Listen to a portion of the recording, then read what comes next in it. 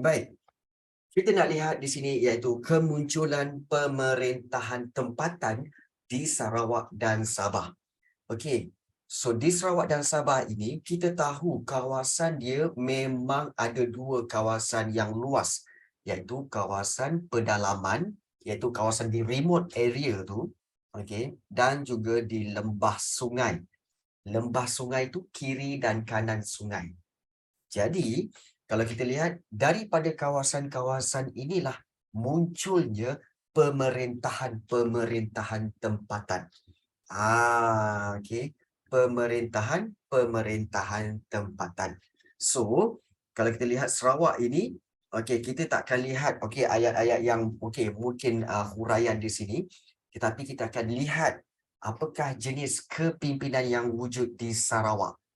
Iaitu di Sarawak yang pertama ada kepimpinan kesukuan. Okey, daripada mana datang kesukuan ni cikgu? Kamu kena ingat Sarawak ada banyak suku kaum. Sebab itu dipanggil kesukuan. Dia ada banyak suku kaum. Dan suku kaum tu terdiri daripada apa? Banyak. Okey, kita ada Bidayuh, kita ada Melanau, kita ada Iban. Jadi sebab itu dia panggil kepimpinan kesukuan. Dia mengikut suku-suku kaum. Jadi, kalau kita lihat di sini, okey, iaitu di kawasan pedalaman Sarawak, di kawasan pedalaman pedalaman Sarawak terdapat kepimpinan kesukuan yang berbeza daripada kawasan muara sungai. Setiap kaum mempunyai ketuanya, ada ketuanya. Setiap kaum tu ada ketua-ketuanya. Contohnya, masyarakat Iban, ketua dia dikenali sebagai tuai rumah. Kalau kaum Kayan, ketua dia, pemimpin mereka dikenali sebagai Kelunan Maren ataupun Hipun Umar. Lain macam nama dia. Dan, okey, kaum Kenyah pula, digelar, okey, ketua dia digelar sebagai Peran Lepok. Dan kaum Kelabit dikenali, pemimpin dia dikenali sebagai Lai Rayih. Lain macam ni cikgu. Macam nak ingat cikgu? Macam ni. Okey. So, kamu ambil kertas ataupun kamu ambil pensel lah. Okey. Kamu letakkan seperti ini. Okey. Nama suku kaum Iban. Ketuanya apa? Ketuanya tuai rumah. Okey. Kalau nak ambil, boleh ambil sekarang.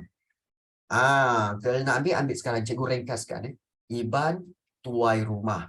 Kemudian kalau kaum Kayan, okey, ketuanya adalah Kelunan Maren. Kelunan Maren. Kemudian kalau kaum Kenyah, ketuanya adalah Peran Lepok. Okey. Dan satu lagi Kelabit. Kelabit, okey, ketuanya sebagai Lai Rayih. Gitu. Kalau nak ambil sekarang. Cikgu ringkaskan. Okey, iaitu sebelah kiri tu nama suku kaum, sebelah kanan tu nama ketua-ketua suku kaum itu. Ya. Iban, tuai rumah. Jap cikgu nak salin. Salin. Okey. Iban, tuai rumah, Kayan, Kelunan Maren, Kenyah, Peran Lepuk, dan Kelabit, Lai Rai. Boleh ambil. Jadi ini memudahkan kita untuk ingat nama-nama, okey, ketua-ketua bagi suku kaum di Sarawak. Di Sarawak. Baik, itu kepimpinan, okey, kesukuan. Ya. Boleh ambil di situ. Nama-nama tu je. Ya. Nama-nama itu. Baik. Kemudian, okey, kepimpinan di lembah sungai. Okey, tadi kepimpinan di kawasan kesukuan tu di kawasan pedalaman Kawasan pedalaman, kepimpinan dia ialah kepimpinan kesukuan. Yang kedua, kepimpinan di lembah sungai. Kepimpinan di lembah sungai ini, okey, kalau kita lihat terdiri daripada dua. Okey, iaitu kerajaan dan juga wakil raja. Di lembah sungai, di kiri dan kanan sungai, ada juga kerajaan, ada juga pemerintahan. Tapi pemerintahan bentuk kerajaan dan satu lagi pemerintahan berbentuk wakil raja. Contohnya, kalau kita lihat contoh kerajaan. Di Sarawak, terdapat kerajaan. Kerajaan-kerajaan di Sarawak ini adalah seperti nama-nama kerajaan ini. Seperti Sawaku, seperti Samadong, Kalka, Saribas, dan juga Melanong. Ini nama-nama kerajaan. Ya, nama-nama kerajaan di Sarawak. Baik, dan kemudian kerajaan ini berinteraksi, maknanya berhubung dengan kerajaan-kerajaan luar. Dan kerajaan ini telah muncul sejak abad ke-7 dan berakhir pada sekitar abad ke-14. Dia pun berakhir. Tak lama jugalah kan.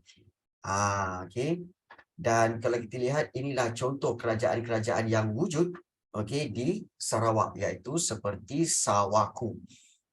Sawaku ini terletak di sini. Dan pengasasnya ialah Datu Merpati di sini.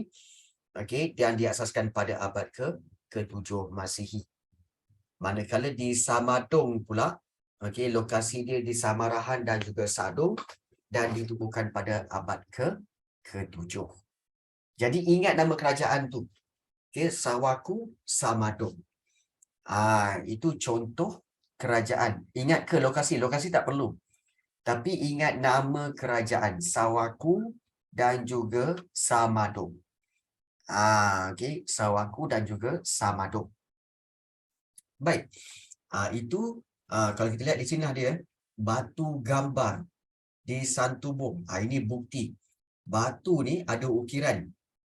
Pengasas tak perlu Hemraj. Ya. Batu gambar Santubong membuktikan kewujudan kerajaan Sawaku. Ini bentuk batu gambar. Ya. Baik. So ini yang kita lihat berkaitan dengan kepimpinan lembah sungai, iaitu dari sudut adanya kerajaan. Namun begitu, ada juga yang kedua. Yang itu ukiran orang melakukan silat. Ukiran orang melakukan apa tak tahulah pula. Tapi ukiran manusia lah di batu tersebut. Di batu tersebut ya. Baik. So di sini kita telah lihat kepimpinan kesukuan, maknanya Sarawak ada kepimpinan kesukuan, juga ada kepimpinan lembah sungai iaitu kerajaan, dan juga satu lagi kepimpinan sungai iaitu wakil raja. Wakil raja. Kalau kita lihat di sini, pengaruh kerajaan ya. Kalau kita lihat pengaruh kerajaan di alam Melayu ke atas Sarawak membawa kepada terbentuknya sistem wakil raja. Dan hal ini berlaku bermula dengan pengaruh kerajaan Majapahit. Bermula daripada Majapahit, kerajaan Sambas telah menyambung sistem ini dengan melantik pemimpin-pemimpin tempatan sebagai wakil mereka. Mula-mula Majapahit, lepas tu Sambas. Ingat kerajaan yang memerintah di Sarawak ni mula-mula wujud Majapahit. Lepas tu Sambas. Lepas Sambas, Kesultanan Melayu Brunei. Brunei pula. Majapahit, Sambas dan juga Brunei. Brunei telah melantik dua wakilnya. Dua wakilnya, sama ada wakil terus dari Brunei atau pemimpin tempatan. Dan kawasan kekuasaan mereka adalah di sekitar dan sepanjang sungai yang mereka wakili. Dan kita lihat di sini, wakil-wakil raja ini menjalankan pemerintahan dalam aspek kehakiman, kebajikan, dan menjaga keamanan kawasan yang mereka wakili. Dan mereka juga mengutip cukai daripada penduduk dan juga aktiviti perdagangan. Dan semasa pentadbiran Kesultanan Melayu Brunei, usaha telah dibuat untuk menguatkan hubungan mereka dengan kaum-kaum di pedalaman. Suku kaum di pedalaman ini diiktiraf oleh Kesultanan Melayu Brunei dan diberi gelaran orang-orang kaya. Okey. Baik. Ini yang cikgu nak mentionkan, iaitu apabila selepas Majapahit, kemudian Sambas, kemudian Sarawak dikuasai oleh Kesultanan Melayu Brunei. Kita tahu bahawa Brunei itu jauh daripada Sarawak. Sarawak tu luas. Macam cikgu cakap itu, Sarawak ni sebenarnya panjang dia sepanjang daripada JB, Johor Bahru tu, sampailah ke Perlis. Sarawak tu. Jadi, untuk Sultan Brunei mengawasi semuanya memang tak mampu. Jadi sebab itu Sultan Brunei menghantar wakil-wakil Raja Brunei untuk memerintah kawasan-kawasan di Sarawak. Jadi itu maksudnya. Itu yang kamu kena faham, ya. Besar Semenanjung. Ya, besar Semenanjung. Sarawak ni besar Semenanjung sebenarnya. Besar. Jadi even Semenanjung pun ada berapa? Ada 9 buah negeri. Ini kan pula Sarawak tu satu negeri je. Sarawak tapi besar Semenanjung. Sebab itu bila Brunei menguasai Sarawak, Brunei hantar wakil raja. Kau pergi jagalah kawasan Sarawak tu. Kalau ada apa-apa bagi tahu pada beta. Bagi tahu pada beta. Jadi itu maksud wakil raja. Ya. Jadi itu yang kamu kena faham, iaitu di Sarawak ada 3 pemerintahan kepimpinan kesukuan, iaitu suku kaum. Yang kedua kepimpinan lembah sungai yang mana ada kerajaan, dan satu lagi kepimpinan kerajaan melalui wakil raja. Brunei inside Sarawak or Brunei separate country? Brunei separate country. Sekarang ni separate country. Dulu untuk pengetahuan kamu, dulu Sarawak, Sabah, Brunei itu semua kepunyaan Brunei. Itu dulu Brunei. Seluruh tu seluruh tu Brunei. Tetapi apabila telah diambil, telah banyak peristiwa sejarah berlaku di Sarawak dan Sabah menyebabkan Brunei jadi kecil. Brunei jadi kecil. Apa sebab dia? Kamu akan belajar semasa sejarah tingkatan 3 nanti. Tingkatan 3 nanti. Sabar, sabar. Okey. Baik.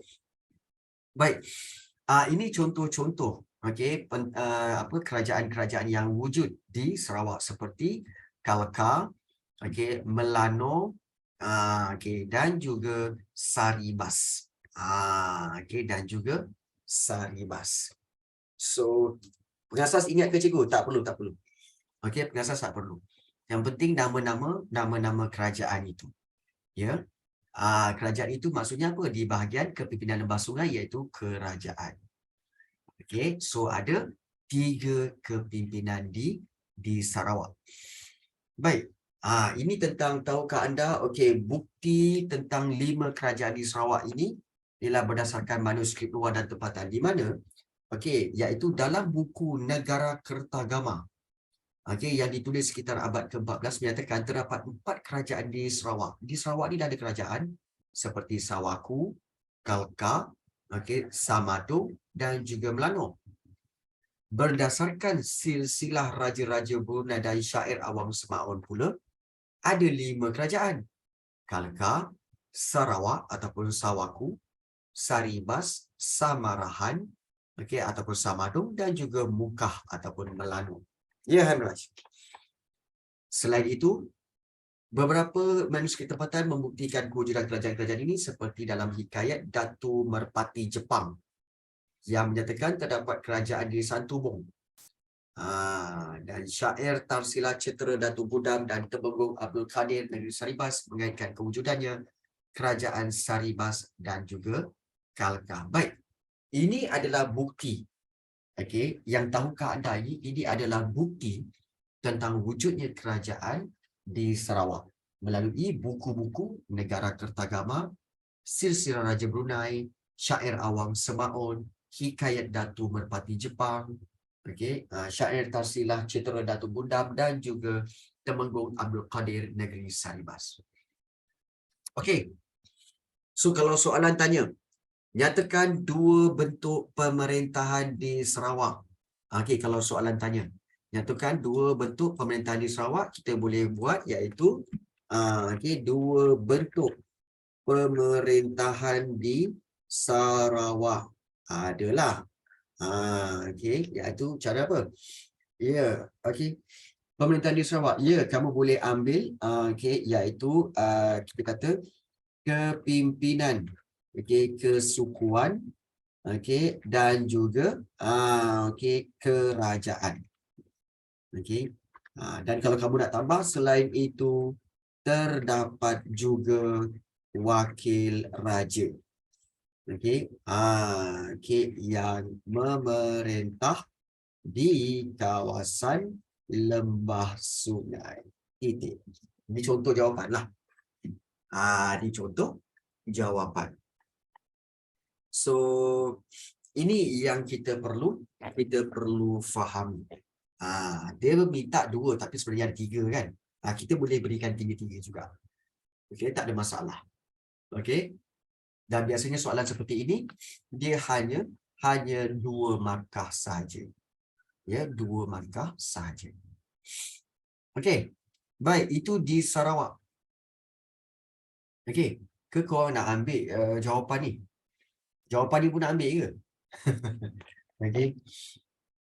Okey. Kalau nak ambil lah, ikut korang lah. Nak ambil pun boleh, tak nak ambil pun tak apa. Tapi kalau kamu ada buku teks, bolehlah tulis kat situ kan. 2 bentuk pemerintahan di Sarawak adalah kepimpinan kesukuan dan kerajaan. Selain itu terdapat juga wakil raja yang memerintah di kawasan lembah sungai. Baik, ingat seperti mana yang cikgu selalu mention pada kamu, jangan sesekali buat seperti ini. Okey, selain itu terdapat juga wakil raja, titik. No, jangan buat macam tu. Okey. Okey, jangan buat selain itu terdapat juga wakil raja, titik. Jangan. Sebab ayat tak lengkap. Ya, ayat tak lengkap. Jadi, jadikan dia ayat yang lengkap. Iaitu, tambahkan dengan seperti mana cikgu buat tadi. Selain itu, terdapat juga wakil raja yang memerintah okay, yang memerintah di kawasan lembah sungai. Di kawasan lembah sungai. Macam tu. Jangan korang tinggalkan ayat macam tu je. Okey. Baik. Boleh kita teruskan? Boleh teruskan Okey. Kita nak tengok. Tadi habis Sabah. Okey, sorry. Habis Sarawak. Kita nak masuk Sabah.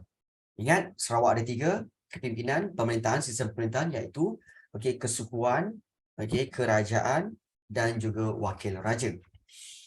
Kalau di Sabah pula, dia hampir sama. Hampir sama. Kalau kita lihat, juga kalau di Sabah pun dia lebih kurang macam Sarawak juga. Okey, dia ada kawasan pedalaman, okey, dan juga ada kawasan lembah sungai. So dia ada 2 juga. Ya. Jadi kita tengok contoh macam kepimpinan kesukuan di Sabah pula. Baik, kalau kepimpinan kesukuan, okey, masyarakat pedalaman di Sabah telah mempunyai kepimpinan kesukuan yang tersusun dan bebas daripada kawalan kuasa luar. Okey, ini dapat dilihat daripada kepimpinan kesukuan. Kaum apa? Kalau di Sabah, Kadazan Dusun, Murut dan juga orang sungai. Kaum Kadazan Dusun, Murut dan orang sungai mempunyai bentuk kepimpinan yang sama. Kedua-dua kaum mempunyai seorang ketua. Maknanya dia orang ni sebenarnya ni, okay, setiap kaum ini ada ketua yang sama dikenali sebagai orang tua. Orang tua. Okay.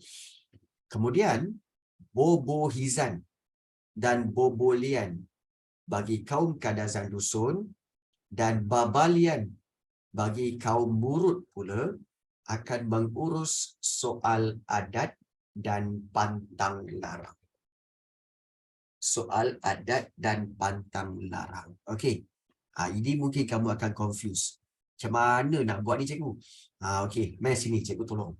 Okey, caranya begini. Okey. Kita mentionkan apa kaum dulu. Okey, kadazan dusun. Okey, so ketuanya siapa? Orang tua. Orang tua dan okey, yang membantu dalam hal adat istiadat dan pantang larang ialah bobo hizan ataupun juga bobo lian. Bobo lian. So ini kadazan dusun. Ya. Kadazan dusun ketuanya orang tua dan dia akan dibantu oleh bobo hizan dan bobo lian atau bobo lian. Untuk kaum seterusnya iaitu kaum murud. Murud juga ketuanya adalah orang tua. Tetapi untuk menguruskan bahagian soal adat istiadat, dia akan dibantu oleh baba lian. Okey. Baba lian. Kau jangan tanya kenapa nama dia pelik-pelik cikgu. Dah nama dia macam tu. Kau jangan. Okey. Dah nama dia macam tu ya. Jangan kau buat pasal. Okey. Bukan bobo di mana, bukan. Kadazan dusun, okey, ketua dia orang tua, tetapi yang membantu bahagian adat istiadat ialah bobo hizan atau bobo lian. Bobo di mana bobo di sini. Okey. Kemudian kaum murud pula ketuanya orang tua juga dan juga dibantu oleh baba lian. Manakala orang sungai pun sama juga. Okey, orang sungai akan dibantu. Okey, ketuanya adalah orang tua jugalah. Cuma dia tak ada ketua untuk menguruskan adat istiadat. Begitu. Gelaran. Okey, bobo hizan, bobo lian, baba lian itu gelaran. Okey.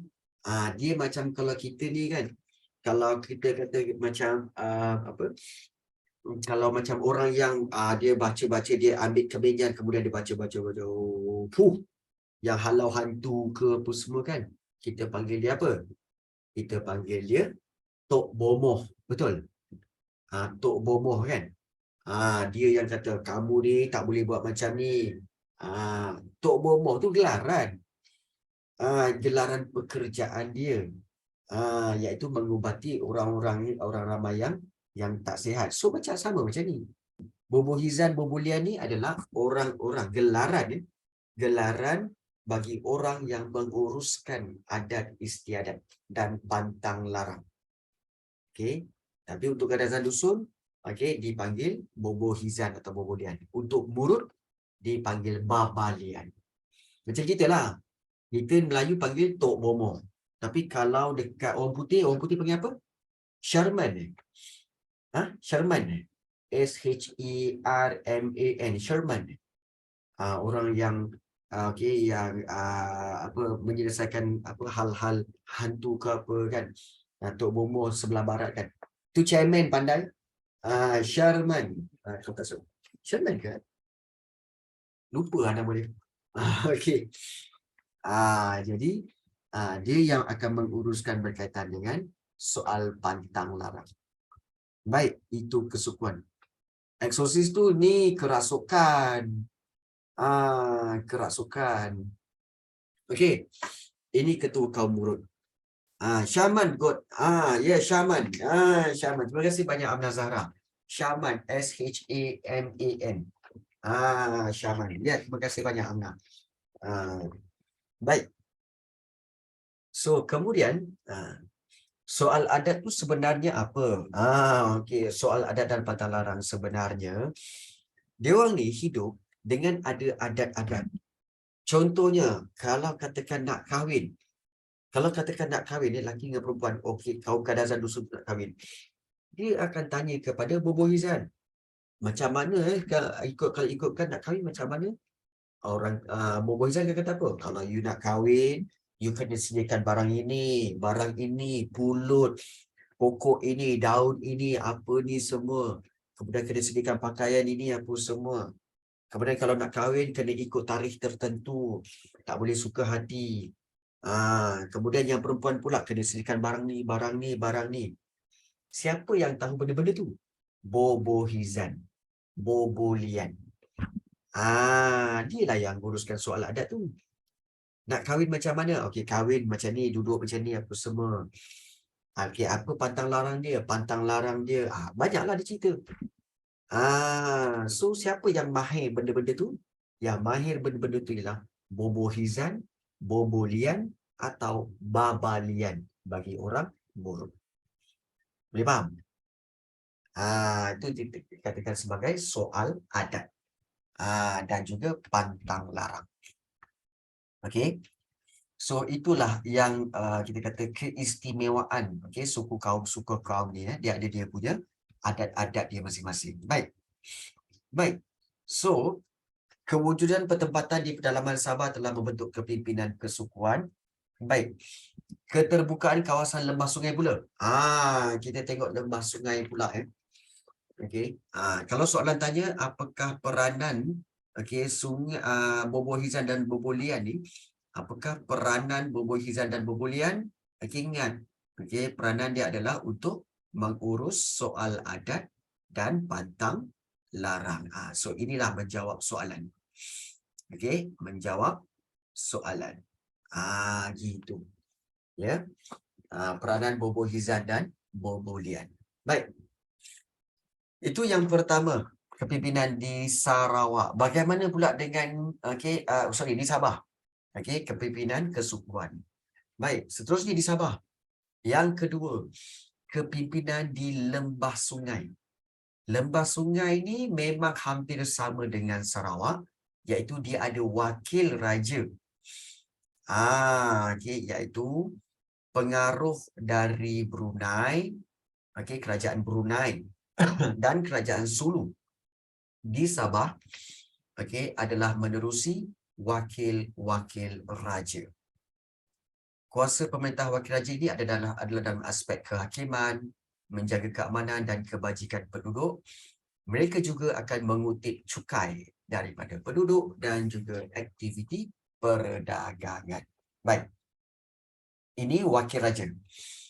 Maknanya di lembah-lembah sungai di Sabah, sebenarnya Sabah ni dia ada dua kesultanan yang menguasai Sabah, iaitu Kesultanan Brunei dan juga Kesultanan Sulu. Ada dua iaitu ada Kesultanan Brunei dan satu lagi Kesultanan Sulu.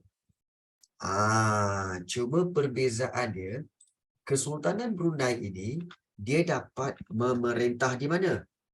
Memerintah di mana? Di kawasan yang berasingan dia kawasan yang berasingan, nanti kita akan tunjukkan kat mana kawasan itu.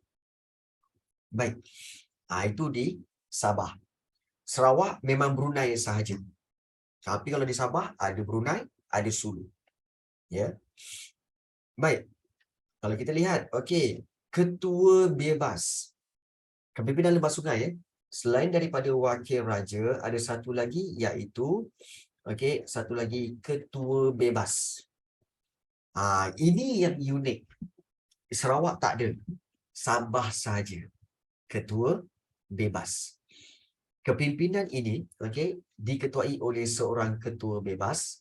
Mereka ni mentadbir wilayah di muara sungai. Dan antara yang terkenal ketua-ketua bebas di Sabah ni ialah seperti ini nama orang, iaitu Sharif Osman yang menguasai Marudu, yang memerintah Marudu, dan Datu Kurunding yang menguasai kawasan Tunku.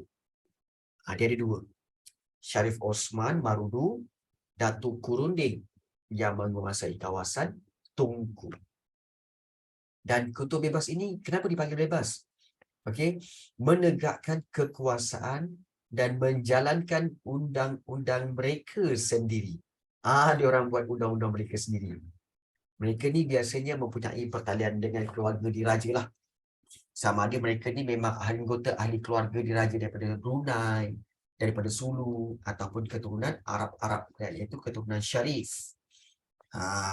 Jadi penduduk di bawah pemerintahan mereka terdiri daripada pengikut-pengikut mereka. Baik. Kalau kita lihat peta di bawah ni, inilah dia. Sabah. Baik, kita tahu dekat sini ada kerajaan Brunei. Ya. Dekat sebelah kiri itu, okey, ada kerajaan Kesultanan Brunei. Jadi sebab itu kalau kita lihat, okey, wakil Brunei ini, okey, kerajaan Sultan Brunei ini telah menghantar wakil Brunei di kawasan ini. Okey, di kawasan ini Kesultanan Brunei hantar wakil dia untuk memerintah di situ. Ini kawasan apa, cikgu? Ini kawasan pantai barat. Pantai barat Sabah. Ya. Sebelah kiri itu adalah pantai barat Sabah. Baik. Yang di sebelah kanan tu pula, okey. Okey, di sebelah kanan ni ada ada banyak pulau-pulau seperti Pulau Mindanao, Pulau Luzon kat bawah ini. Sekarang ni, pulau-pulau ini dalam negeri apa? Dalam negara apa? Siapa tahu? Okey, pulau-pulau yang di atas Sabah itu, okey, sebenarnya dalam negara apa sekarang ni? Negara apa sekarang ni? Ya, betul. Filipina. Betul, Filipina. Ya, bukan Malaysia, memang bawah Filipina. Dan salah satu pulau itu, bukan Indonesia, Indonesia kat bawah. Indonesia dekat bawah. Ya. Dan salah satu pulau di sini, okey, adanya pemerintahan dekat sini, pulau-pulau ini ada pemerintahan Kesultanan Sulu. Kesultanan Sulu. Kesultanan Sulu. Jadi, Kesultanan Sulu inilah yang telah memerintah dan telah menghantar wakilnya untuk memerintah kawasan Sabah yang ini. Okey, yang ini. Dan ini dipanggil kawasan apa, cikgu? Ini dipanggil kawasan Pantai Timur. Pantai Timur Sabah. Ini Pantai Timur Sabah. Jadi, pantai barat dikuasai Kesultanan Brunei, pantai timur dikuasai Kesultanan Sulu. Yang di tengah-tengah ini kepimpinan kesukuan, iaitu Kadazan Dusun yang kita mula-mula belajar tadi kan. Kadazan Dusun, kemudian juga ada kaum Murut, dan juga satu lagi iaitu orang sungai. Yang ketua-ketuanya dipanggil orang tua. Itu di kepimpinan kesukuan. Dan di bahagian atas ni pula ketua bebas. Ketua bebas ni yang ada 2 orang tu, iaitu yang diketuai oleh Syarif Osman. Dan satu lagi kawasan ini diperintah oleh Datuk Kurunding. Gitu. Nampak tak? Kalau korang nak faham, korang ambil pensel, korang tulis dekat buku teks korang tu. Pensel tau, jangan pen. Tuliskan benda-benda macam ni. Baru korang boleh tengok, boleh faham. Oh, gini, senang je. Okay, daripada gambar dah tahu dah. Okay. Ketua bebas, so dia ada 3 pemerintahan. Okay, iaitu kepimpinan kesukuan, wakil raja dan ketua bebas. Ini senang nak faham melalui gambar. Kan? So baru kita faham, oh macam ni lah. Gitu. Jadi supaya kamu boleh tahu dan boleh faham. Ini di mana? Ini di Sabah. Ya, di Sabah. Okey. Tengah salin ke? Tengah salin. Tengah salin lah. Ya, tengah salin, salin lah. Okay. Supaya korang Okey, tak terlepas.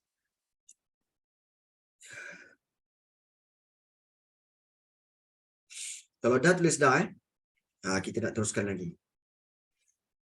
Ah, sebab cikgu ni tak apa sihat-sihat ni. Okey, keadaan sesama ni. Sesama dan juga batuk. Okey. Sama. Ayah kau sama kan? Ke ayah kau sihat ni?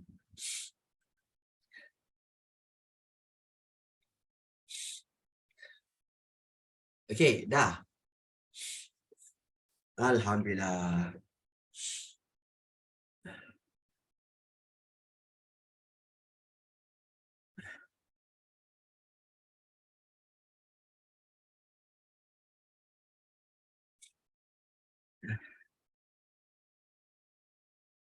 Okey, kalau dah, belum belum. Okeylah, ambil lah. Okey, supaya kamu boleh faham ya. Baik. Rata-rata pelajar di dalam kelas ni dah habis kan bab 10 ni kat sekolah?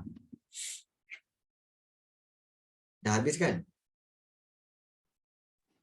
Belum. Oh, belum lagi. Okey, baik. Bagus. Belum dia kata dah. Okey, tak apa. Okey, baru 8. Baik, Nakib. Okey. Baik. So kita teruskan untuk penduduk Sarawak dan Sabah sudah mempunyai pemerintahan yang muncul di lembah sungai dan pedalaman. Ini menunjukkan bahawa penduduk di kedua kawasan ini mempunyai kesedaran dalam aspek kepimpinan dan bertanggungjawab menjaga hal ehwal kawasan serta kaumnya. Baik. So apa yang telah kita pelajari daripada jenis-jenis kepimpinan yang terdapat di di negeri-negeri Sarawak dan Sabah ini. Kalau Sarawak ada 3, kepimpinan kesukuan dan juga kepimpinan lembah sungai yang terdiri daripada 2 iaitu kerajaan serta wakil raja. So ada 3 lah kat situ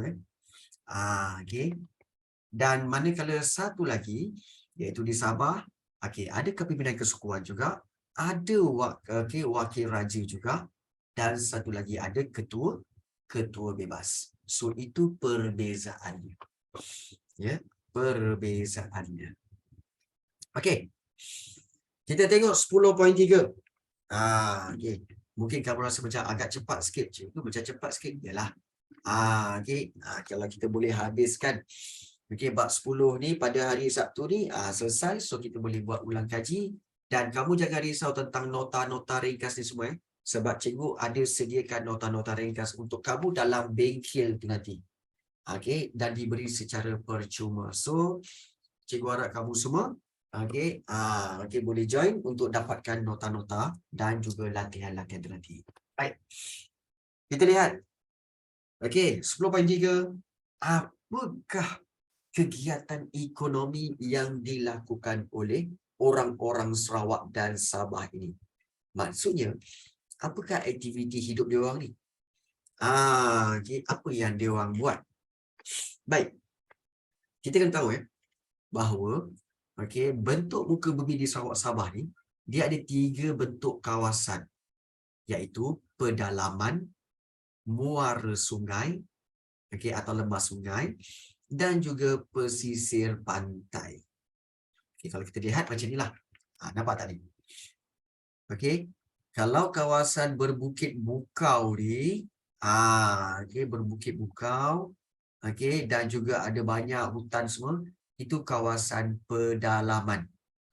Kawasan pedalaman Kemudian, kalau perkampungan di tepi-tepi sungai, di tepi-tepi sungai, kawasan ini dipanggil lembah sungai, kiri dan kanan sungai.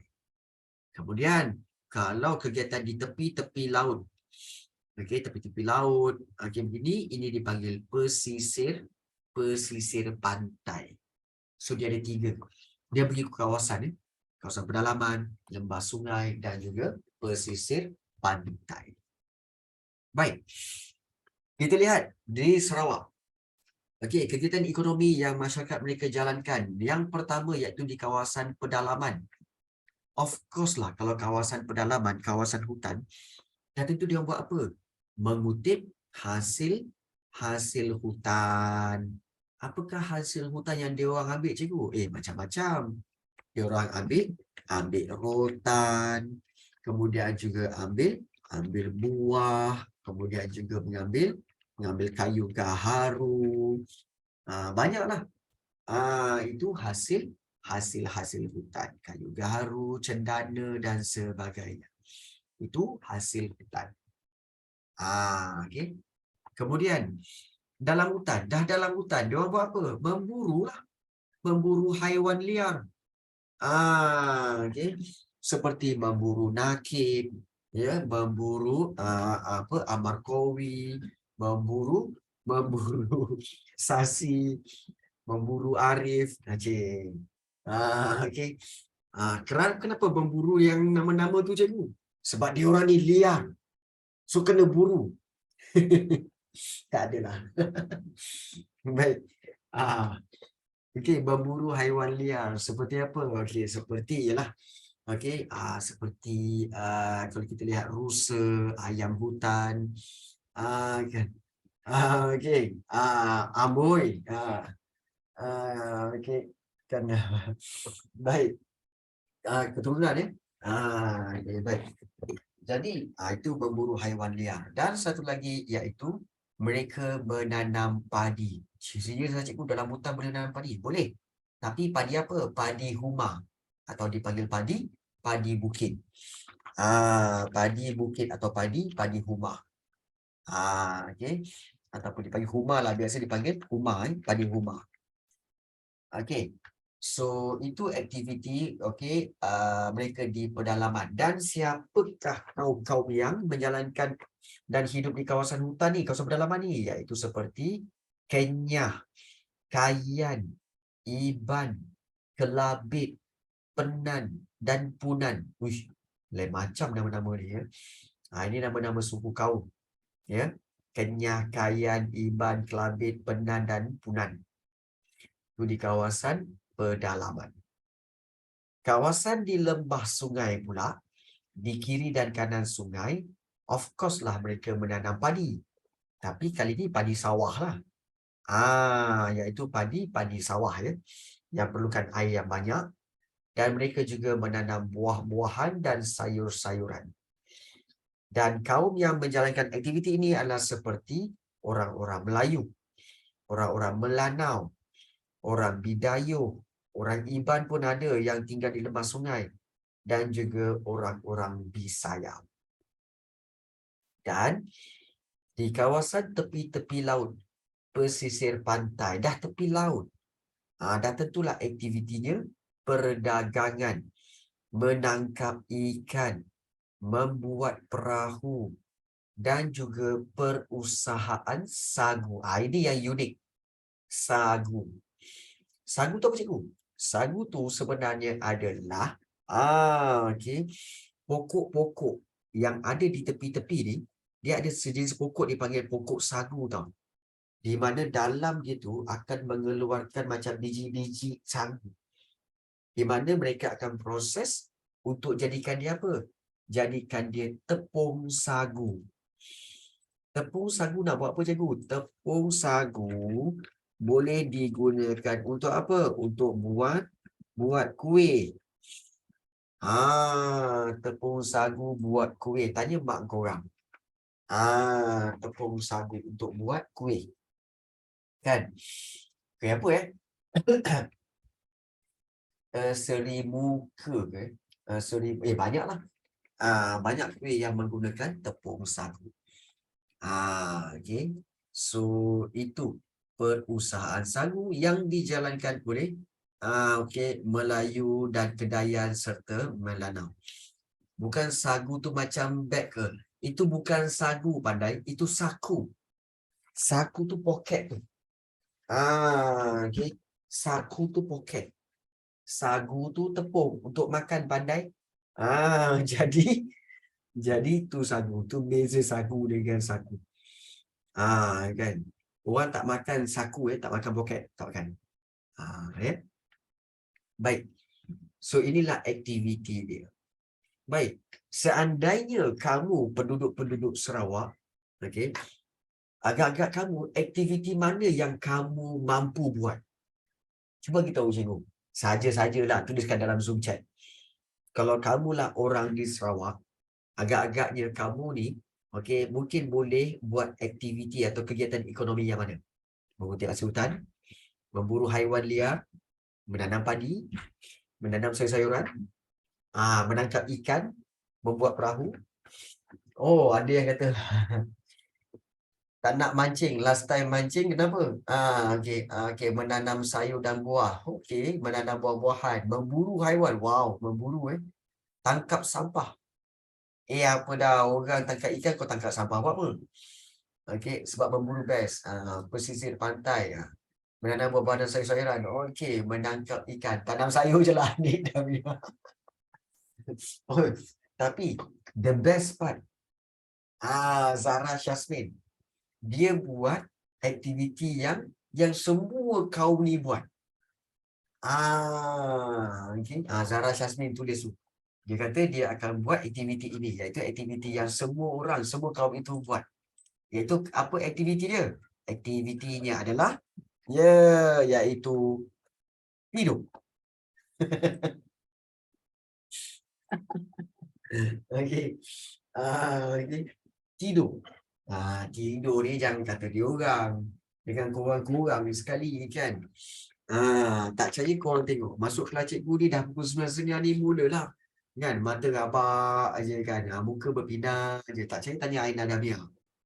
Okay. Kan. Muka dah, mata dah rabak je kan. Faham. Okay. Baik. Bernafas Arif Muslaki. Bernafas okey. Okey, tak apa, bernafas. Cikgu noted kat situ. Kalau nanti kalau cikgu buat bengkel fizikal, mana Arif Muslaki, mana dia orang dia. Siap kau. Oh, bernafas okey. Baik. Baik, ini dia pembuatan sagu oleh kaum Melanau. Baik. Itu di Sarawak, cikgu. Kalau orang-orang di Sabah dia buat apa, cikgu? Orang-orang di Sabah ni, dia orang buat yang sama ke? Sebenarnya sama je. Sama je.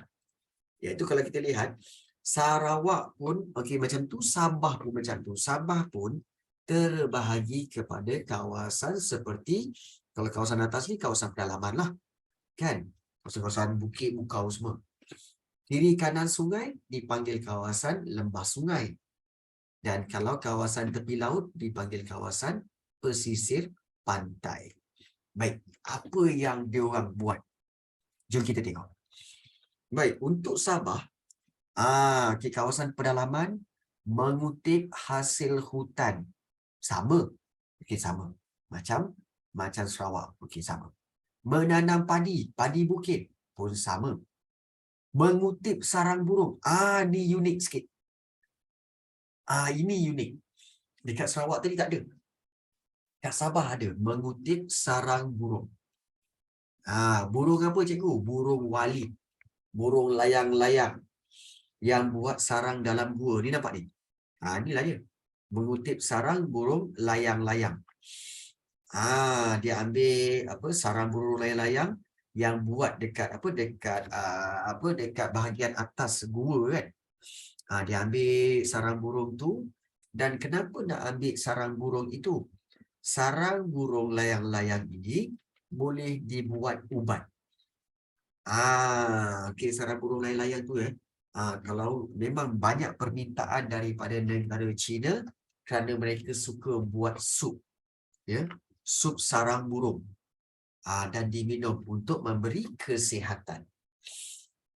Itu sebenarnya. Jadi, okey, kawasan pedalaman di Sabah, okey, banyak mengutip sarang burung yang banyak dilakukan oleh kaum Murut. Sarang burung apa? Burung layang-layang. Kau jangan fikir yang lain-lain. Kau jangan fikir burung-burung yang lain-lain. Okey, baik. Yang tu ialah muntah burung layang-layang. Bukan. Ya, betul. Okay. Sebenarnya bukan muntah. Sebenarnya burung layang-layang ni bila dia nak buat sarang, dia akan pergi ke pokok-pokok. Dia akan pilih ranting-ranting yang lembut-lembut dia letak. Kemudian dia ambil lagi daun-daun yang terpilih dia letak, dia jadikan sarang. Dia ambil lagi. Jadi sebab itu sarang burung layang-layang ini sebenarnya dia berkualiti tinggi. Sebab burung layang-layang ini pandai memilih ranting, pandai memilih akar, pandai memilih daun yang sesuai untuk dibuat sarang burung dan sesuai untuk perubatan. Okay. Jadi kamu tahu kan burung layang-layang kan kecil-kecil je. Jadi dia ambil je. Okay. Tak apa yang special sangat sarang tak. Lain.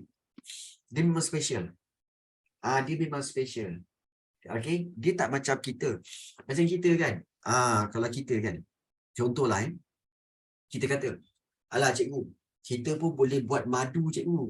Kita boleh buat madu lah cikgu. Manusia dah ada teknologi buat apa daripada bahan kimia campur-campur jadi madu. Madu yang manusia buat tidak sehebat lebah sendiri yang buat. Sebab lebah tahu mana nak ambil madu daripada bunga-bunga. Nampak tak? Dan kualiti madu yang dibuat oleh lebah itu lebih baik daripada manusia yang buat. Serupa juga macam sarang burung ni. Serupa. Burung layang-layang dia tahu yang mana okey, yang mana tak okey. Nampak tak? Manusia pun tak mampu. Jadi itu kelebihan sarang burung layang-layang. Kadang-kadang dipanggil burung. Ada madu kimia ke? Ya betul. Ada madu kimia ke? Diorang cuba buat. Diorang pernah cuba buat tapi tak jadi. Tak jadi ya. Dan dia tidak memberi kita kata khasiat, dia tak memberi khasiat yang baik, tidak seperti madu yang original. Madu original tu lebih hebat lah.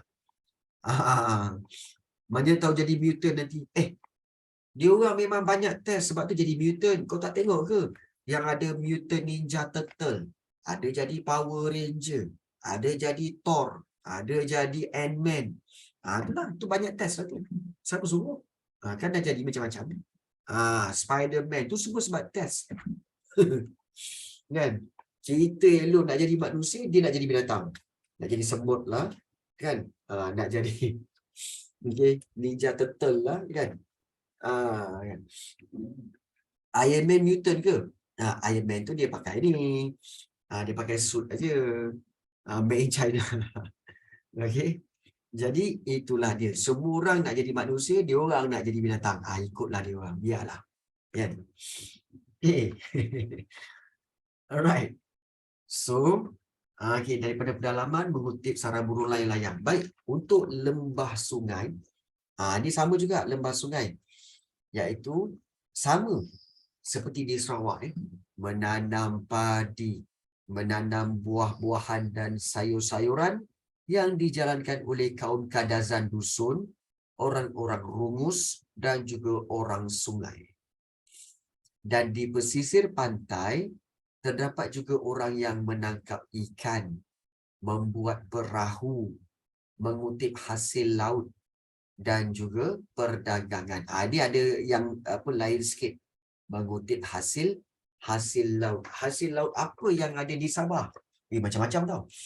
Ada mentimun laut, ada mutiara, kemudian juga obor-obor, dan macam-macam lagi lah. Itu mereka mengutip hasil laut. Jadi kaum yang melakukan kegiatan ini seperti Melayu Brunei, Bajau, Iranun dan Suluk. Tetapi dalam banyak-banyak kaum ni, kaum Bajau ni memang paling expert lah. Kaum Bajau ni paling expert sebab apa tahu? Diorang ni paling expert dengan laut kerana pernah direkodkan bahawa orang-orang